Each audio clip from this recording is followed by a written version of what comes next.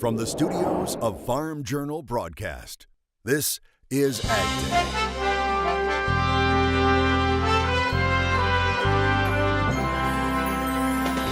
Coming up today on Agday, the U.S. and EU agree to a ceasefire on trade tensions. And the European Union is going to start almost immediately to buy a lot of soybeans here. Standing next to his European ally, Trump touts new zero-tariff trade relations with Europe. Well, the possible trade deal striking a chord with those in search for positive trade news. With so much focus on tariffs and demand, it's the story of tight supplies in corn not being told. And we're on the quest for the perfect watermelon. Agday, presented by the Chevy Silverado. High-strength steel for high-strength dependability. So we had a big day, very big. We met right here at the White House to launch a new phase in the relationship between the United States and the European Union, a phase of close friendship, of strong trade relations in which both of us will win. Good morning, I'm Tyne Morgan in for Clinton Griffiths. On the heels of a $12 billion tariff aid package to farmers financially hurt from tariff disputes, the U.S. and Europe agreed to a ceasefire on trade disagreements with a possible trade deal in the works. Standing next to his European ally, President Trump says the EU and the U.S. agreed to work through differences on trade and work toward a zero-tariff environment. That includes eliminated tariffs on steel and aluminum already in place and Europe's retaliatory actions. Now, the key figure in this announcement was zero. Trump saying this means the U.S. and EU will work towards zero tariffs, zero non-tariff barriers, and zero subsidies on non-auto industrial goods. We will also work to reduce barriers and increase trade in services, chemicals, pharmaceuticals, medical products, as well as soybeans. Soybeans is a big deal. And the European Union is going to start almost immediately to buy a lot of soybeans. They're a tremendous market. Buy a lot of soybeans from our farmers. When I was invited by the President to the White House, I had one intention. I had the intention to make a deal today, and we made a deal. Younger says his main goal was to bring tariffs on industrial goods to zero. Now the question becomes, how much will Europe buy? The announcement was absent of details and firm commitments. USDA Undersecretary for Marketing and Regulatory Programs Greg Ibach telling Agday while the amount isn't specified, this could be a big boon for ag exports, despite the EU's tough stance on GMOs. I think that they have used some GM in animal feed. And so, if that is where they're moving these soybeans into animal feed channels, I can see them purchasing some of those. In food, they have been, and food-grade products is where they've had their greater concerns. Farm Journal Washington correspondent Jim Wiesmeyer points out exports to Europe wouldn't displace exports to China, but a trade deal with the EU would benefit more than just agriculture. Oh, I think all the Western world does, because now we're at least on the path of positive news and solutions rather than countermeasures, tariffs, countermeasures, etc. And to be blunt, in this case, it's showing that President Trump can be both the arsonist in trade policy and the fireman for self-inflicted wounds. While soybeans were specifically mentioned, commodity markets initially responding positively to the news. The knee-jerk reaction was to the upside. But Wiesmeyer says the support may come from a more optimistic view on trade versus the impact a trade deal would have on U.S. agriculture. I think the market is signaling is now we're finally getting positive news on the trade policy front. So they're translating is not only EU was a ceasefire in place right now, we've got some upbeat news continuing on the NAFTA 2.0 front with talks, today with Mexico and some continued good news there. So what I think the market is signaling is they're expecting now maybe some developments in the weeks and months ahead relative to China. That's the big kahuna. Joe Vaclavic calling the preliminary agreement a step in the right direction when it comes to trade and trade tensions. Now, I don't necessarily know that this deal with the EU does anything to change the supply and demand situation. Countries out of Europe were going to buy beans from the U.S. because of the steep discount relative to beans out of Brazil. So I don't know that it changes anything there, but it may do something to change sentiment in regard to large money managers. You know, some of these big funds, I believe, have been short the soybean market or the corn market just simply because of trade tensions. So maybe we'll get things moving in the right direction again, and hopefully we get something moving with China. That would be the next big step here in regard to trade. Vaclavic admits there are still a lot of hurdles to overcome with China. Just ahead of another round of NAFTA negotiations Thursday, U.S. Trade Representative Robert Lighthizer testifying on Capitol Hill, backing the president's tough stance on trade while shedding positive light on NAFTA 2.0. Lighthizer telling the Senate Appropriations Committee that the U.S. is close to reaching a broad agreement to renegotiate NAFTA, but didn't provide a hard timeline for a deal. He said hopefully the countries are in finishing stages. Now, despite renegotiations of the trade pact reaching the one-year mark, Lighthizer said talks are being done at a, quote, unprecedented speed. Meanwhile, Lighthizer also putting a positive spin on trade with Japan. He says Japanese officials have agreed to a meeting with their U.S. counterparts, also saying a potential deal with Japan is a high priority. He's expecting the meeting to be scheduled soon.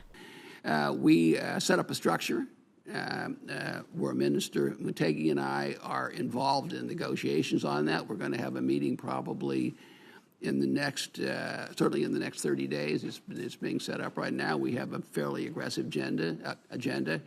Right now, it is the Japanese position that they don't want to enter into FTA agreement with the United States, but they're willing to work through a variety of issues. And Lighthizer saying USTR is working with countries in Africa and East Asia on potential agreements as well.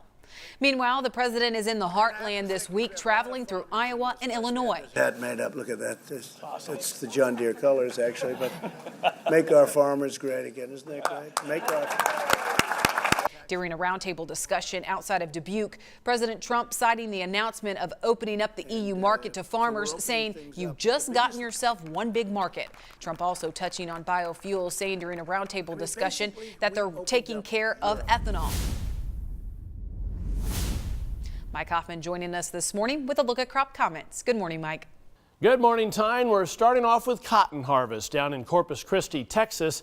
Colin says the crop is not in the best condition.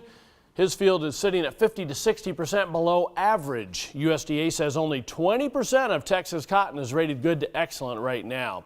And in northeastern Arkansas, Mike Andrews with the University of Arkansas Extension sending us a picture of one of his crew members looking for rice diseases and pests in the field. USDA says 65% of the state's rice crop is rated, though, good to excellent.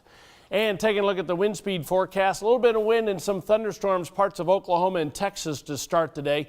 Other than that, not too much. It does become windier in the west as we head through the afternoon. And you can see heading into the morning hours tomorrow, not too much wind coast to coast, but we do pick up a little bit. Parts of the eastern Great Lakes, Missouri Valley, and into the west. We'll talk more about your forecast coming up. But first, here are some hometown temps. Keeping track of the shifting market prices has never been so easy. Get the latest commodity prices sent directly to your cell phone with market updates. Just text Markets 8 to 31313 to get started. Still to come, why the mixed action from the CME later in the day despite the EU-US making a possible trade pact. Plus, we're on the quest to find the perfect watermelon. We'll take you in the country later on Agday. In agribusiness, mixed action on the CME after the positive news on the trade with the EU. To find out why, let's head to the floor of the CME. An interesting week, to say the least. It's nice to see corn and soybeans stabilize a little bit after being in a continuous downtrend. Now moving over to the soybeans, saw big fundamental news yesterday with the news that the EU is going to buy soybeans. For us, this was kind of a known. Of course, they're going to buy U.S. soybeans. They're at a nice discount to the Brazilian beans where they were previously buying. But from the technical standpoint, there just wasn't enough to get this market really excited on the open. We saw the market trade higher in the overnight and early morning trade, 897 3/4 to 901 3/4 was a big resistance pocket. Obviously, the psychologically significant $9 handle in there. This was also big levels back in June and July where we kind of broke down. Wrapping things up with the lean hogs. August lean hogs haven't been able to catch a bid at all, and I think we could potentially see a bounce in this market, but we're not going to be looking at August. We're going to be moving out to October, and the way we're looking at it is through call options. So it's been Oliver Slope with Blue Line Futures from the floor of the CME. Well, with all this talk about trade and demand, there's been less talk about supply. Clinton Griffiths joins us now from the Agribusiness Desk to talk about the supply side of the equation. Dan Huber with the Huber Report, our guest here at the Agribusiness Desk today. Dan, as we take a step back and we start to look at not just the production here at home, but the global production of grains. Absolutely. Where do those inventories sit for us right now? And again, I think it's a key element, and I think really over the last 4 to 6 weeks, as we've been so focused, so attuned to what's going to happen with the next talk of a tariff, we've forgotten where we are on a worldwide basis. And in corn especially, I think these numbers have really crept up on people, and I think that once that realization comes that we really sit almost on a powder keg. The stocks to usage ratio on corn is as low as it has been since 1995-96. Really? And we looked at 3 years in a row of declining numbers, not only raw inventory, but more critically that stocks to usage, because we do, on a worldwide basis, it doesn't matter what the product, we continue to expand our demand as long as we continue to put more livestock in the world and we have more people in the world. I mean, those numbers are going to continue to grow. Little less extent is critical, at least in the wheat and the beans, but we're seeing a downturn in production and wheat on pretty much on a global basis. Not that we're reaching critical levels yet, but we continue to chip away at those ending stocks. Soybeans, the slightly different story. I mean, Brazil, of course, put out a record crop again this year. They're already talking about trying to increase production again next year to capitalize on the U.S. situation. Of course, talking about it and producing a crop are two different things. But even there, even with if you look at the raw world ending stocks on soybeans, it's a record number, but if you look at it as a stocks to usage ratio, we've actually declined. So, I mean, that usage is the key element that ultimately is going to, I think, buoy the prices back higher. Well, Dan, I think that's some good news that people like to hold on to. With everything going on in the world, we appreciate the perspective. We'll be back with more Agday. Just a minute. For a free trial of Dan's newsletter, visit thehuberreport.com or call toll-free at 888-926-0985.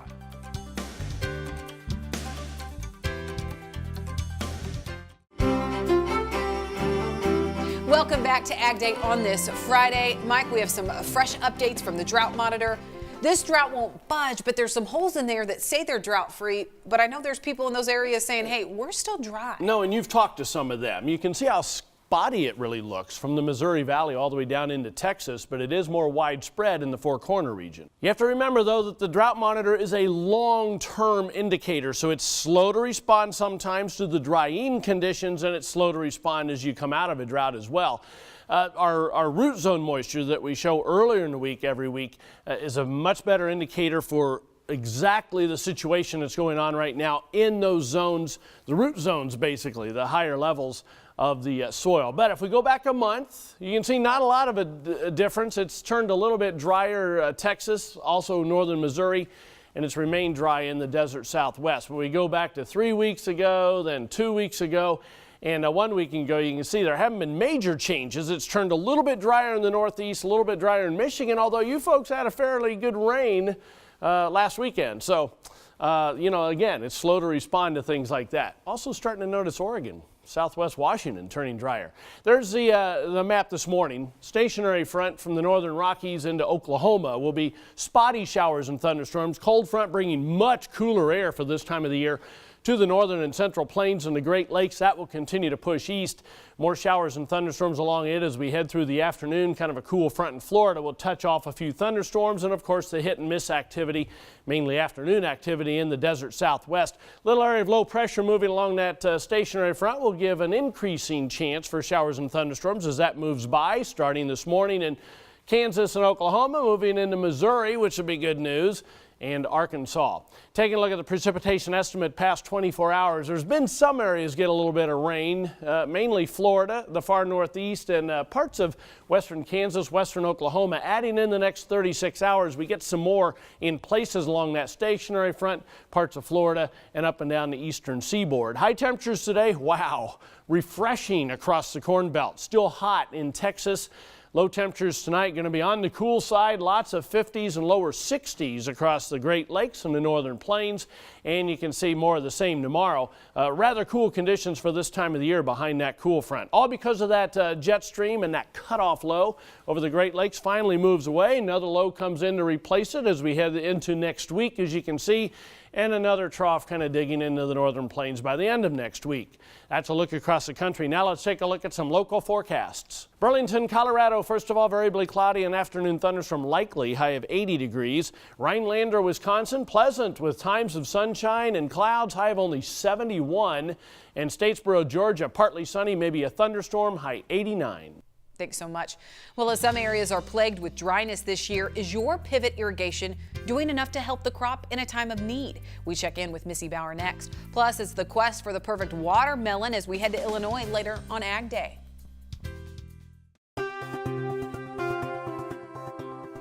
Well, more than half of the United States is facing drought this year, and as some farmers rely on irrigation to supply what Mother Nature can't, how do you know if your irrigation is doing its job? Missy Bauer has this week's Farm Journal College.